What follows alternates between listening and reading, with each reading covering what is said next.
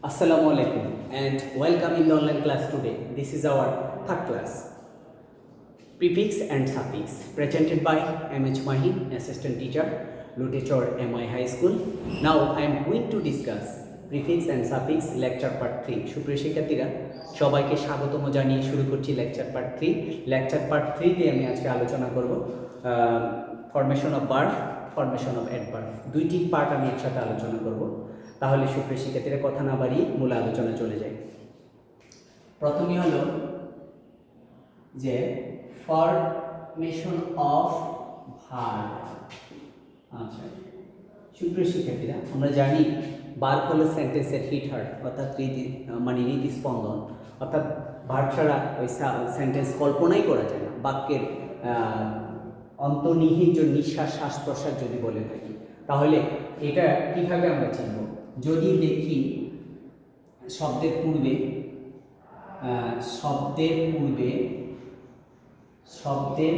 পূর্বে B E আছে, EM আছে, ইএন আছে, তাহলে যদি আমরা এগুলো দেখি তাহলে বুঝে নেব সেটা ভার্ব।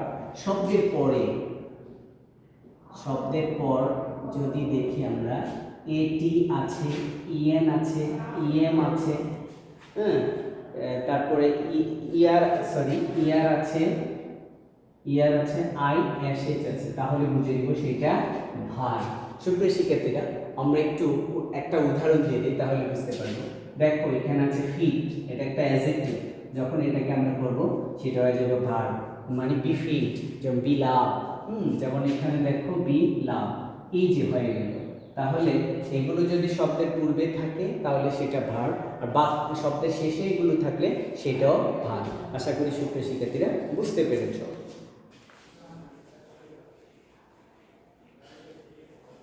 এরপর যে আমরা আলোচনা করব formation of adverb. Formation of adverb. সুপ্রিয় শিক্ষার্থীরা খেয়াল করো, ফরমেশন অফ অ্যাডভার্ব। আমরা তার আগে অ্যাডভার্বের উৎপত্তিটা জেনে নিই। অ্যাডভার্বের উৎপত্তি হলো অ্যাড যোগ ভার্ব, অর্থাৎ ভার্বের সাথে যে অ্যাড অতিরিক্ত যুক্ত হয়ে ভার্বের যে তথ্য প্রদান করে সেটাই হলো অ্যাডভার্ব।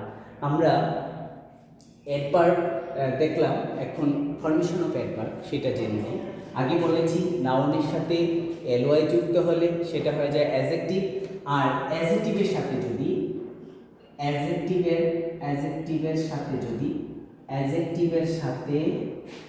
যদি এলওয়াই যুক্ত হয় তাহলে হয়ে যায় অ্যাডভার্ব। সুপ্রিয় শিক্ষার্থীরা আশা করি মনে রাখবে। তাহলে অ্যাডজেক্টিভ, যেমন আমি একটা উদাহরণ দিয়ে দিচ্ছি, দেখো উদাহরণ দিলে ক্লিয়ার হবে। আমি এখানে দেখো বিউটিফুল পাইছি, তাহলে এটা অ্যাডজেক্টিভের লাগে এলওয়াই যুক্ত করে দিই, বিউটিফুলি অ্যাডভার্ব হয়ে গেল। আশা করি সুপ্রিয় শিক্ষার্থীরা বুঝতে পেরেছ। তাহলে এই পর্যায়ে আমি চলে যাই যে ভার্ব। খেয়াল করবে, আমরা ভার্ব শেষ করলাম, অ্যাডভার্বের গঠনও শেষ করলাম। এই পর্যায়ে আমরা অ্যাডভার্ব যে ওয়ার্ডার মেনে চলে অ্যাডজেক্টিভের মতো, অ্যাডভার্ব যে ওয়ার্ডার মেনে চলে তার এক্সাম্পল মনে রাখার জন্য আমি একটা শর্ট টেকনিক দিচ্ছি। দেখো M P F T P. আচ্ছা, এখন জানতে মনে চায় স্যার এগুলো দ্বারা কি বোঝায়? এই এম দিয়া হলো ম্যানার, ম্যানার অ্যাডভার্ব মনে রাখবো কেমনে? আমি একটা করে উদাহরণ দিচ্ছি। ম্যানার অ্যাডভার্বটা মনে রাখবো, যেমন আমি দিচ্ছি, খেয়াল করো, এখানে লিখলাম কুইকলি।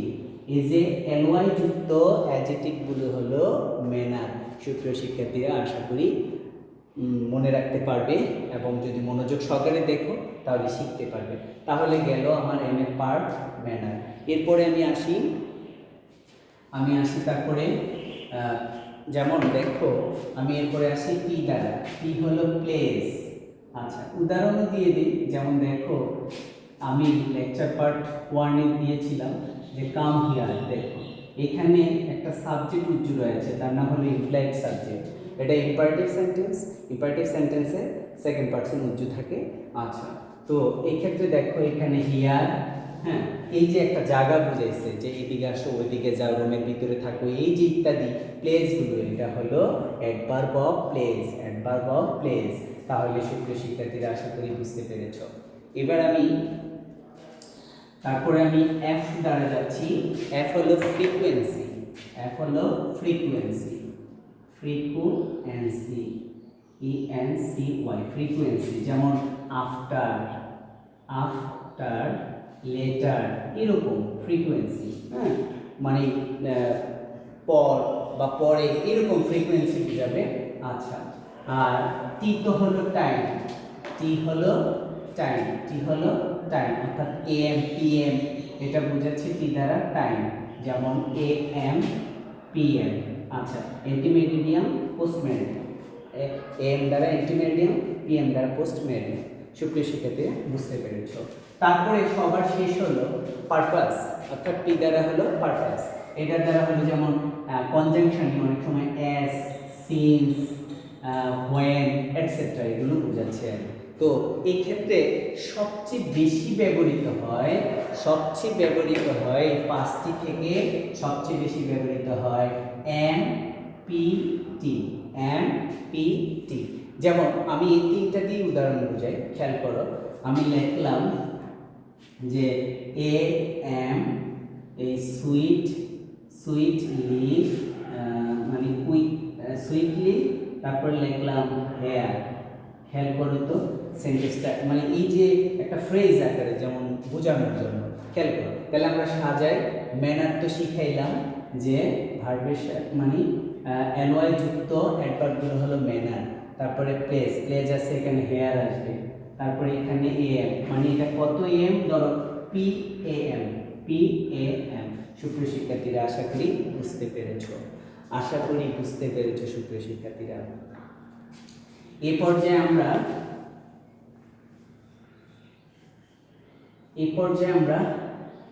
যে অনেক সময় যে ইন্ট্রান্সিটিভ ভার্বের পরে অ্যাডভার্ব বসে, এটা কিভাবে চিনব আমরা? যদি দেখো যে ভার্ব যোগ ফুল স্টপ আছে, তাহলে সেটা মনে করবা ওই ভার্ব, এটা অ্যাডভার্ব, এটা অ্যাডভার্ব। আচ্ছা, যদি দেখো যে মানে অনেক সময় আবার যদি দেখো যে কি আছে, ভার্ব যোগ অ্যাডভার্ব আছে, ভার্ব যোগ অ্যাডভার্ব আছে, এরকম। যেমন একটা উদাহরণ দিই, হি ওয়ার্কস ফাস্ট। আচ্ছা, ওয়ার্কস ফাস্ট, এই যে ইন্টারসেটিভ ভার্ব। সুপ্রিয় শিক্ষার্থীরা বুঝতে পেরেছো। কিন্তু আজকে দেখাবো যে আজকে এমন একটা বিষয় দেখাবো অনেকের কাছে অদ্ভুত লাগবে। একটা এক্সাম্পল দিয়ে আমি বুঝাই, যেমন বেশি দূর যাওয়ার দরকার নেই। দ্য গো অফ, দেখো পূর্বে আর্টিকেল, পরে প্রিপোজিশন, মাঝখানে গো। এখন যদি জিজ্ঞাসা করি গোটা কি, আচ্ছা ফুল স্টপ দিয়ে আমি সেন্টেন্সটা বন্ধ করে দিই, মানে ক্লোজ করে দিই। গোটা যদি জিজ্ঞাসা করি কি, নির্ঘাত ভাবে এখানে বলবে গো হলো বার। আর যদি এই অফটা জিজ্ঞাসা করি বলবে প্রিপোজিশন। আচ্ছা সুপ্রিয় শিক্ষার্থীরা, তোমরা অ্যান্সারটা মিলিয়ে নাও, অবাক হয়ে যাবে। এখন গো আর ভার্ব না, গো হয়ে যাবে ভার্ব না, ক্রস। তাহলে গো হলো নাউন, যেহেতু পূর্বে আর্টিকেল, পরে প্রিপোজিশন, মাঝখানে আর্টিকেল বসে না, কারণ মাঝখানে ভার্ব বসে না, সেটা হয়ে যায় নাউন। আর যখন প্রিপোজিশন দ্বারা কোনো বাক্য শেষ হবে আর তারপরে যদি ফুল স্টপ বা প্রশ্নবোধক চিহ্ন থাকে, তখন আর সে প্রিপোজিশন থাকে না, তখন সে হয়ে যায় অ্যাডভার্ব। আশা করি সুপ্রিয় শিক্ষার্থীরা বুঝতে পেরেছ। এর পরবর্তী লেকচারে আমি সলিউশন নিয়ে আসবো, অর্থাৎ কিভাবে প্র্যাকটিসের মাধ্যমে ওই বিষয়টা আমি বুঝাবো যে এক্সাম্পল উইথ এক্সপ্লেনেশন, অর্থাৎ উদাহরণের সাথে সাথে প্র্যাকটিস বেসড উইথ এক্সপ্লেনেশন, অর্থাৎ প্র্যাকটিসও করবো সাথে সাথে ব্যাখ্যাও করবো। তাহলে সুপ্রিয় শিক্ষার্থীরা লেকচার পার্ট 4 দেখার জন্য আমন্ত্রণ রইল। আর এই মহামারী করোনার মধ্য দিয়ে সুস্থ থাকবে, নিরাপদে থাকবে, ঘরে থাকবে, নিজে ভালো কাজ করবে, অন্যকে ভালো কাজ করতে উৎসাহিত করবে। এই প্রত্যাশা আজকের মতো বিদায় দিলাম। আল্লাহ হাফেজ।